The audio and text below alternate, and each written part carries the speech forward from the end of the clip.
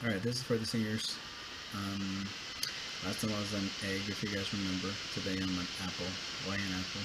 Trying to keep the doctor away. So, I don't know if you guys have heard of that. Apple a day keeps the doctor away. There you go. So, I'm an apple. Yeah. Anyways. So, yeah, so I'm an apple. Um, Not a lot of announcements. I think most of the announcements I went over last time. Just the main thing. We'll finish the story after this video. Um, After this, next week we're gonna start looking at different stories. Typically, I would continue with other stories, but I'm gonna be getting stories that are more related to what's going on. They're old stories sometimes, um, but it's amazing how much they relate to what's going on with the coronavirus. So we'll be looking at those types of stories for what's coming up after this week. Um, as far as what we're doing, after this story is I'm not sure if we're gonna be I'm not sure if I might assign an essay. I'm not sure yet. We'll see. But other than that, we're just gonna go ahead and I can finish the story and then we'll go from there. But again, I want to get on with the other stories because I think they're more relevant to what's going on. I mean, I like James Joyce and all, but there's not a lot of stuff related to what's going on with James Joyce. It's religion and all that other stuff. But I want to look at stories that are related to kind of like how a lot of people have been watching on Netflix and all those shows that have to do with sickness. I kind of want to do the same thing. I want to look at some old stories that are related to sickness or contagious diseases and stuff like that. So that's what we're doing next. So just be aware of that. Again, I probably will ask you a question what I was. So just frozen up. Make sure we do our assignments. I think I'll be checking them this week. I think I was looking and most people have turned in a lot of stuff, so I should be able to check them this weekend. But again, just make sure as long as you're doing them, you should be good. And again, for those who do need to get their notebooks checked, again, because I'm doing so many assignments online now, the notebook grade might not affect you as much, but if it is something that's affecting you, we'll look into that, and we'll make it so that it's there is a way that I could check them remotely, so just be aware of that. But for now, we'll see. Okay. All right. Talk to you guys later. All right, everybody. We're gonna continue today.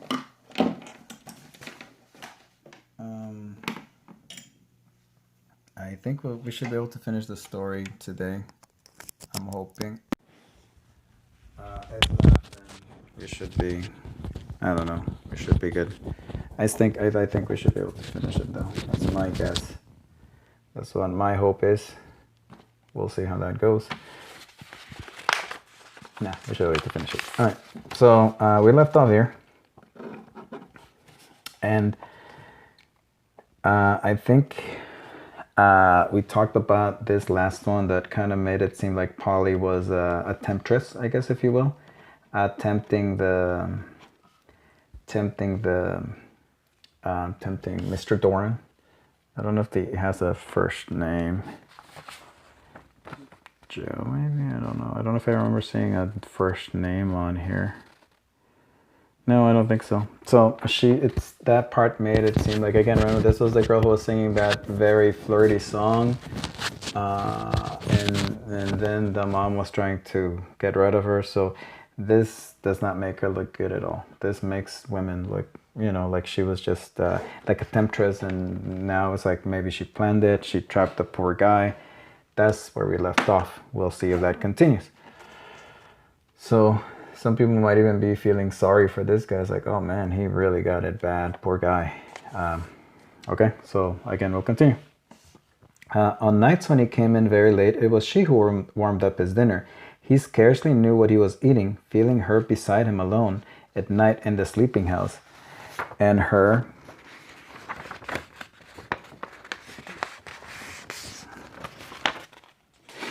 and her thoughtfulness. It was the night. If the night was anyway cold or wet or windy, there was sure to be a little tumbler of punch ready for him. Perhaps they could be happy together. Okay. Um, I'll continue. They used to go upstairs together on tiptoe, each with a candle, and on the third landing exchanged reluctant good nights. They used to kiss. He remembered well her eyes, the touch of her hand, and his delirium. Delirium is almost when you're like, maybe almost like I guess you could say almost high, which I guess, kind of like that feeling, I guess, when you're first in love with a person. I think is what they're kind of describing. So we go back to this. So here, this girl seems very temptress, very flirty. But then this part changes everything, to me at least, because this girl used to... now, obviously here it looked like she was only after one thing, okay? And you guys see what that was. Here, to me, things change because she would warm up his dinner. If all she was looking to do was to basically have relations with him and then trap him for marriage, she wouldn't be doing this, okay? And she was beside him at night. She waited for him, okay? So this suddenly makes it seem like this was a relationship, okay? This was not like here. It made it seem like it was like a one night thing or something that was not very formal. They weren't boyfriend, girlfriend. This suddenly makes it seem like, you know what, if it's, you wouldn't do like warming up dinner for somebody that you don't care for. So here is where I changed my mind about the guy, because it makes me think that, you know what, maybe he was using her and taking advantage of her, because he was like, if he wasn't interested, he could have just said, hey, look, you know what, thank you for the dinner, but I'm like, really, yeah, I don't see you like that anymore. So he should have said something at that point. Second, the other thing, again, he mentions the thoughtfulness. If the night was anyway cold or wet or windy, there was sure to be a little tumbler of punch ready for him. So again, she's basically like doing what maybe a live-in girlfriend or a wife or something like that. Or definitely this looks like to me like a relationship. This is not like a one-time thing. And again, maybe he didn't take her seriously. And again, that doesn't say much about him, to be honest. Obviously, here he goes like, maybe we could be happy together. She wasn't that bad. That's why he's saying it. Because he's like, you know what? She wasn't that bad. She was nice. She would do all these things for me. But to me, this reveals a lot. It's like, you know what? She took this, maybe he wasn't taking it seriously. He saw it as like, hey, whatever, I'm just passing the time. And she would stay up for him. She could have just gone to sleep. She was warming up the food. She saw this more seriously than he did. And again, if he wasn't interested, he should have just said, hey, I'm sorry, I really don't want, I don't want to be like that. Okay? So I would say this makes him look like maybe he was trying to use her. Okay, again, men and women, this part would make, the first part, the part that I showed you guys, this makes women not look so great.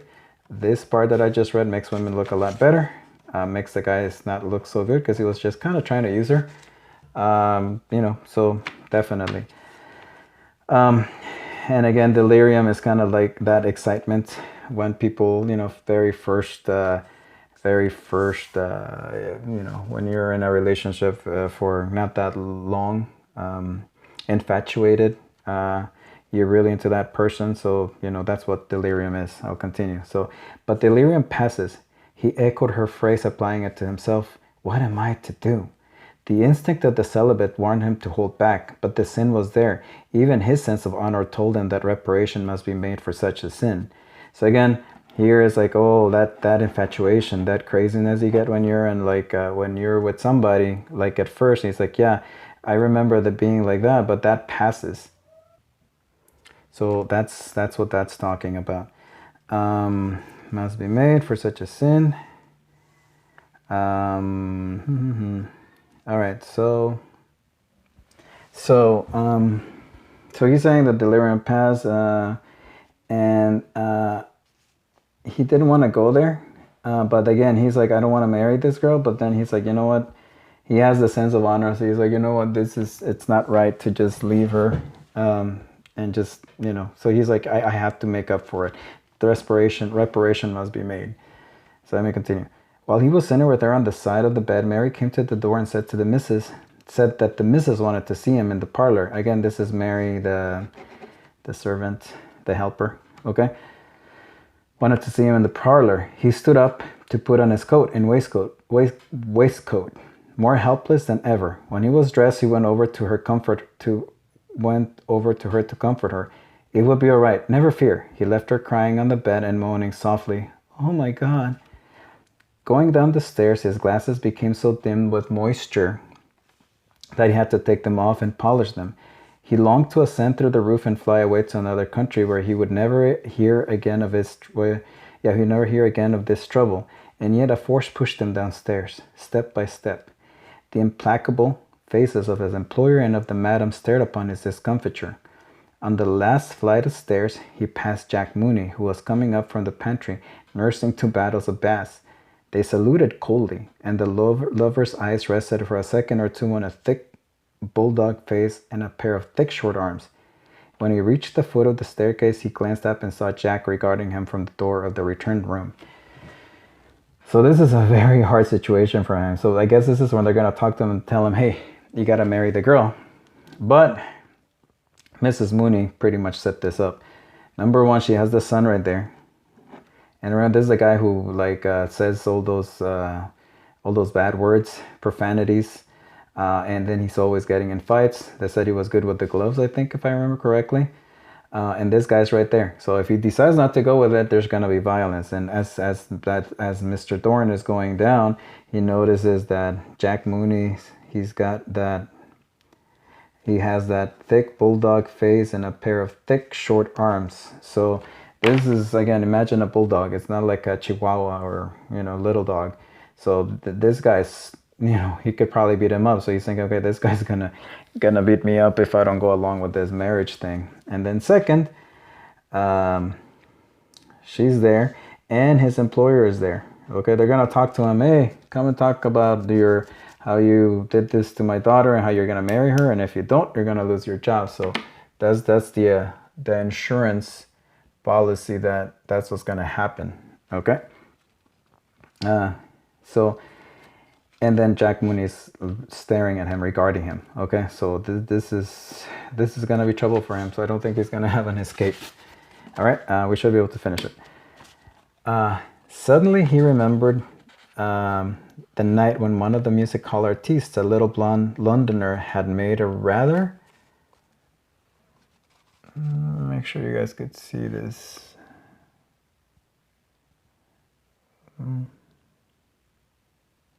There you go. So, rather free allusion to Polly. The reunion had been almost broken up on account of Jack's violence. Everyone tried to quiet him. The music hall artiste, a little paler than usual, kept smiling and saying that there was no harm meant. But Jack kept shouting at him that if any fellow tried that sort of game on with his sister, he'd bloody well put his teeth down his throat, so he would. So basically, this is just Mr. Thorne kind of remembers some situation that happened before. And is about this little blonde Londoner, one of the artists there, who made a free allusion. And free allusion is maybe he said something inappropriate to Polly. Remember that he probably made an inappropriate joke or something like that. And probably nothing even that big, because it seems like Mr. Thorne didn't think it was that big of a deal. And that made Jack Mooney kind of go crazy and started, they had to quiet him down, bring him down, calm him down. And obviously the little artist was kind of scared. He was pale. But he kept saying, like, hey, I didn't mean anything. It's like, no harm meant. He's like, I didn't mean anything. And he just kept shouting and he was kind of crazy. So Mr. Thorne is remembering this, because it's like, look, this guy just said something kind of like as a joke. he almost killed him. I had relations with his sister, and if I don't marry her, he's probably gonna kill me. Okay, so that's kind of why I remember that. So let me continue. Polly sat for a little time on the side of the bed crying. Then she dried her eyes and went over to the looking glass. She dipped the end of, just so you guys know, we're changing. So we're talking about Mr. Doran, now we're back to the room with Polly. She dipped the end of the towel in the water jug and refreshed her eyes with the cool water. She looked at herself in profile and readjusted a hairpin above her ear. Then she went back to the bed again and sat at the foot. She regarded the pillows for a long time, and the sight of them awakened in her mind secret, amiable memories. She rested the nape of her neck against the cool iron bed rail and fell into a reverie, like a dream.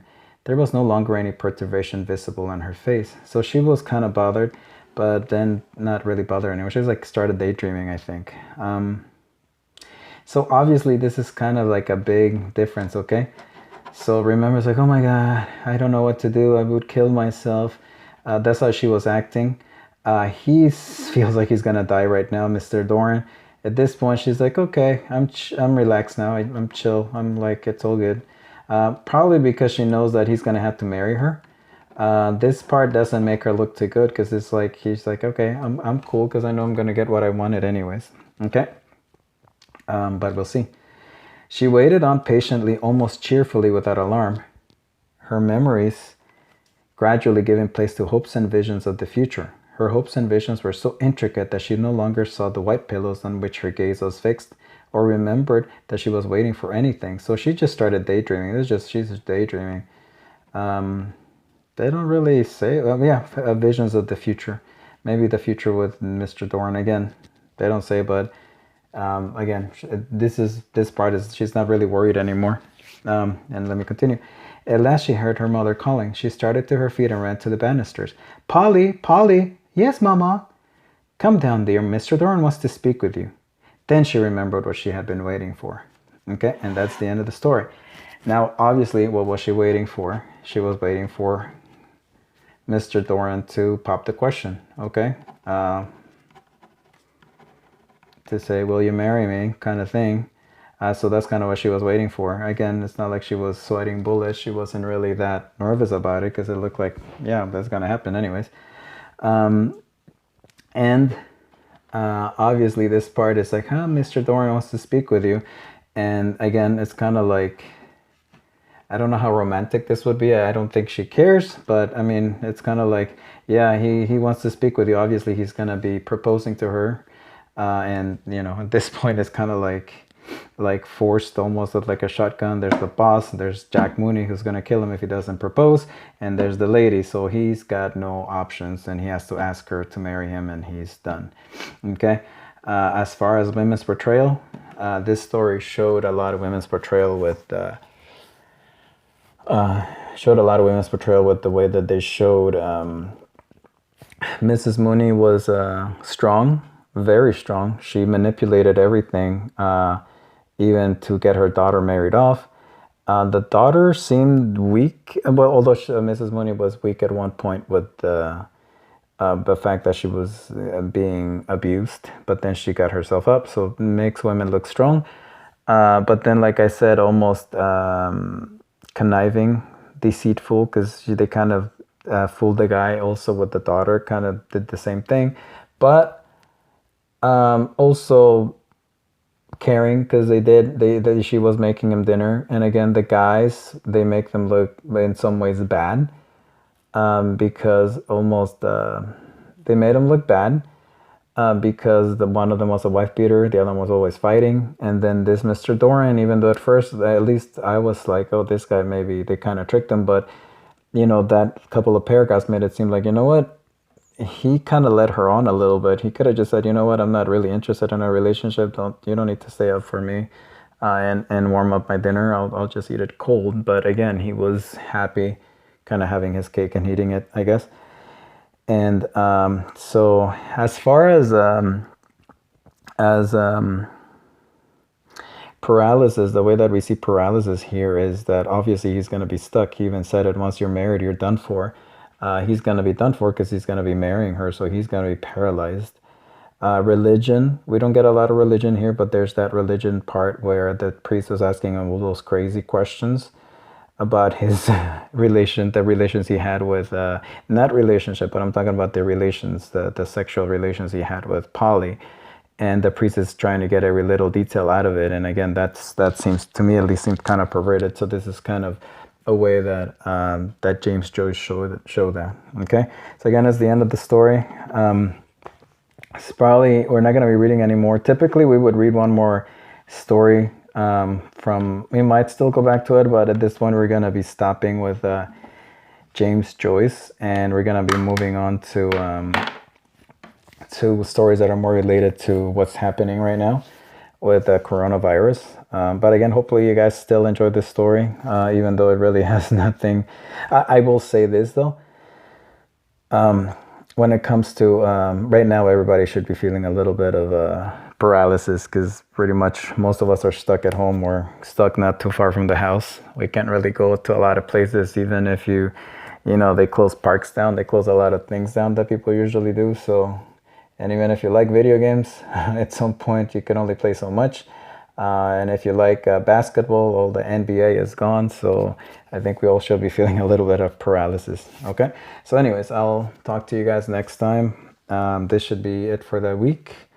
I will be putting up an assignment for a vocabulary. And that's for the next story that we're going to be reading. Okay. Yeah, I'll put up the vocabulary for those words. Okay.